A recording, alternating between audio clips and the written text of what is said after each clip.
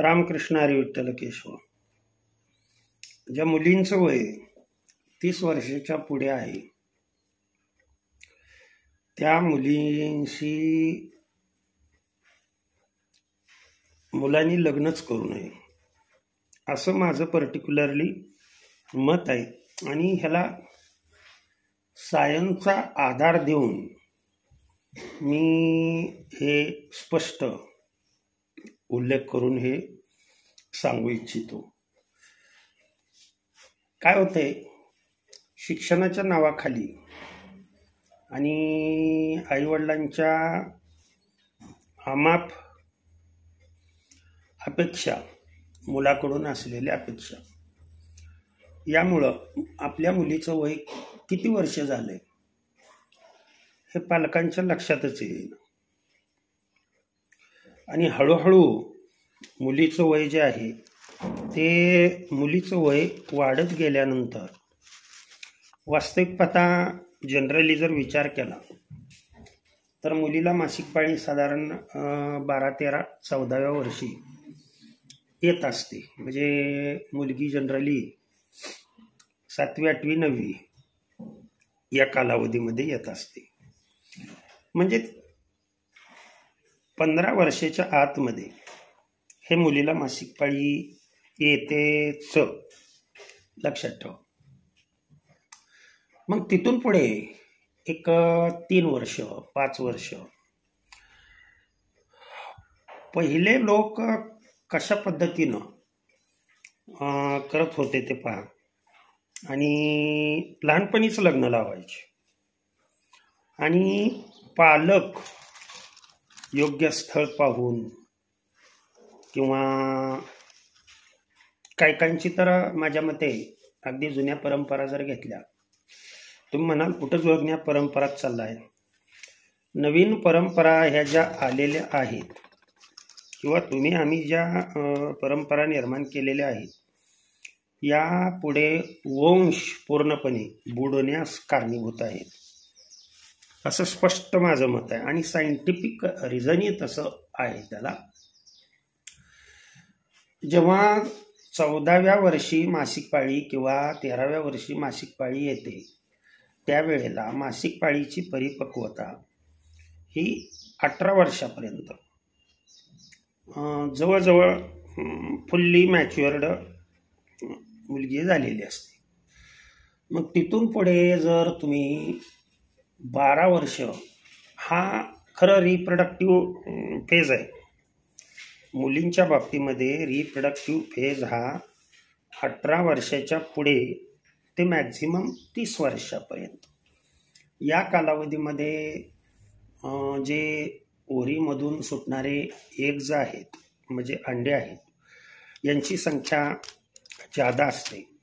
आणि possibility of कॉन्सिविंग म्हणजे मूल किंवा अपत्य होण्याची पर्सेंटेज सर्वात जास्त असते. जवळजवळ 80% फॅमिली या कालावधीमध्ये अपत्याला जन्म देतात आणि अपत्यही चांगली असतात, लक्षात ठेवा. पण अलीकडं काय व्हायला लागलंय, शिक्षणाच्या नावाखाली लक्षात ठेवा, 14व्या वर्षी जर मुलीला पाळी आली आणि तिचं लग्न जर 24व्या वर्षी होत असेल, 25व्या, 26व्या, 27व्या वर्षी जर लग्न होत असेल, तर या 10 वर्षा 15 वर्षाच्या कालावधीमध्ये एकूण तसं मुलीच्या पूर्ण रिप्रोडक्टिव्ह सायकलमध्ये 400, तिच्या रिप्रोडक्टिव्ह एजमध्ये साधारण 416 एग्ज हे बाहेर पडत असतात ड्युरिंग ईच मेन्शुरल सायकल. मग एवढे एग्ज जर असतील, वर्षाच्या काठी साधारण एक 13 एग्ज ज्या मुलीची मासिक पाळी रेग्युलर येते, तर महिन्याला रेग्युलर जर मासिक पाळी येत असेल तर साधारण वर्षामध्ये 13 मासिक पाळी होतात, लक्षात ठेवा. आणि जर हे तुम्ही कॅल्क्युलेशन केलं म्हणजे वार्षिक जर 13 एग जर बाहेर पडत असतील आणि साधारण 13व्या वर्षी जर मासिक पाळी आलेली असेल तर त्या मुलीचं वय 24-25 वर्ष होईपर्यंत, किंवा समजूया आपण 31 वर्ष वय होईपर्यंत, नीट लक्ष द्या मी काय सांगतो, किती एकूण एग्ज बाहेर पडतात.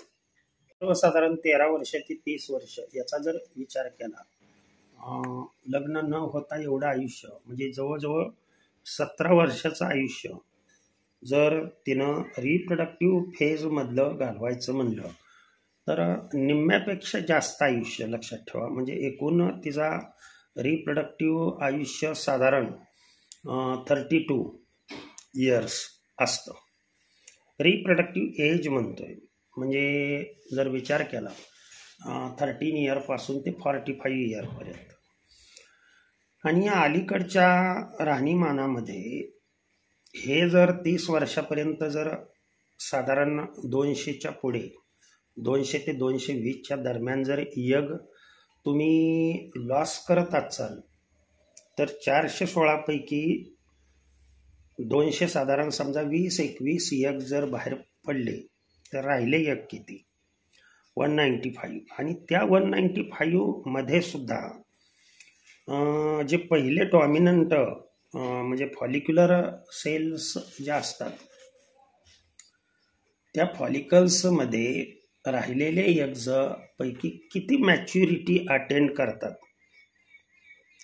आणि मग आपत्ती व्हायचं का न व्हायचं. पुढं आणखीन दुसरी महत्त्वाची गोष्ट ही आहे की 30 वर्षाच्या मुलीसाठी लक्षात ठेवा, तुम्हाला नवरा मुलगा जो आहे तो साधारण 34 ते 35 वर्षाचा शोधावा लागतो. मग 34-35व्या वर्षी मुलाची स्पर्म क्वालिटी, मोबिलिटी, मोटेलिटी, व्हायबिलिटी आणि स्पर्म काउंट हा खूप कमी झालेला असतो. मग अशा वेळेला जर स्पर्म काउंट जर पूर्ण कमी झालेला असेल तर तिथून पुढच्या जनरली एक 80% मुलींच्या बाबतीत किंवा अशा कपलच्या बाबतीत यांना दवाखान्यामध्ये गेला असता मग हार्मोनल चेंजेस, फर्टिलायझेशन न झाल्यामुळं हार्मोनल चेंजेस होतात. मग त्यामध्ये PCOSचा प्रॉब्लेम असेल, PCODचा प्रॉब्लेम असेल, सो मेनी प्रॉब्लेम्स किंवा एंडोमेट्रायसिस असेल, असे सो मेनी प्रॉब्लेम्स क्रिएट होतात. आणि सो मेनी प्रॉब्लेम्स क्रिएट झाल्यामुळं 30 वर्षाच्या पुढील मुलीला अपत्य होण्यासाठी फार कष्ट घ्यावं लागतं. लक्षात ठेवा, असे कितीतरी कपल्स आहेत की जे खूप अगदी शेवटचा पर्याय डॉक्टरांकडून सांगितला जातो की IVF करा, IVF केल्याशिवाय यांना पर्याय नाही आहे. म्हणजे ते एक फॅशनच होऊन गेली. आणि IVFचा सक्सेस रेट किती आहे? साधारण 5 to 10%, मॅक्झिमम 20%. तोही पॉसिबल होईलच असं नाही आहे, हे सायन्स बोलतंय, लक्षात ठेवा. आणि मी नेहमी परमार्थ आणि सायन्स म्हणजे ज्ञान आणि विज्ञान या दोन्हीची सांगड घालून अगदी मार्गदर्शन करत असतो. कदाचित हे माझं मत कुणाला पटेल न पटेल, परंतु सत्य बोले माझी वाचा, आलं का लक्षात. खरं जे आहे ते कडवं असतं. काही जण ऐकून मला माहीत आहे की खाली कमेंट्समध्ये शिव्याही घालणार आहेत. ज्या अर्थी शिव्या घालणार आहेत त्या अर्थी लक्षात ठेवा, मी जे सांगतोय ते मत खरं आहे. पर्टिक्युलरली हे जरी पर्टिक्युलरली माझं मत असेल तर सायन्ससुद्धा या नियमाशी सहमत आहे. लक्षात ठेवा, आपण व्हिडिओ कुठून पाहता, कुठल्या भागातून पाहता, हे स्वतः आयडेंटिफाय करा, आपलं मत तुमचं मत पर्टिक्युलरली, मग ते कुठल्याही पद्धतीचं असेल ते खाली कमेंट्समध्ये आवर्जून नोंदवा. भगवंतानी दिलेलं ज्ञान मी कधीही कुठलाही व्हिडिओ तयार करत नसतो.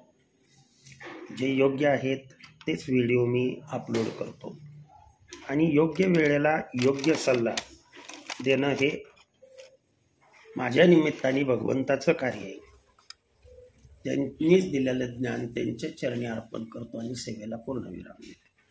पुंडलिक वरदार विठ्ठल श्री ज्ञानदेव तुकाराम पंढरीनाथ भगवान की जय. अवधूत चिंतन श्री गुरुदेव दत्त. श्री स्वामी समर्थ योगीराज हरिहर महाराज की जय. विठ्ठला विठ्ठला विठ्ठला विठ्ठला विठ्ठला.